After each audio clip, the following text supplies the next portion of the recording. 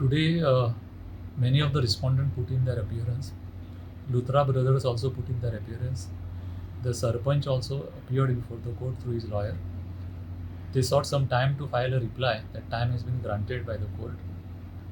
But the court has also directed two things. One is the court has directed all the panchayats in coastal belt to file affidavits showing the court as to in what cases and how many number of cases they have given trade licenses and how many of them have construction licenses and occupancy certificates.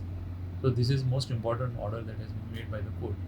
Second order that the court has made is that as far as payment of compensation is concerned, that is ex-gratia payment is concerned, court has kept the matter on next Tuesday for hearing and to find out as to how much is the ex-gratia payment government has made or government is as it has already announced.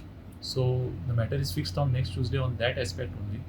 The rest of the issues, as far as the liability of the persons who are responsible for this incident, that is kept for hearing after the reply being filed by all the parties.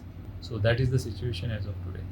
Sir, court has observed that some stringent measures have to be taken against the Yes, violators. in fact, from the day one, the court has passed an order and said that this suo motu petition will take care of situations like this which may occur in future and what prevention measures which can be adopted.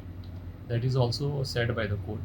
Court has also said that as far as fixation of the responsibility on the officers or officials who were responsible for this particular incident, that also the court will look into, and court wants to find out whether their properties can be confiscated for having caused such loss of lives.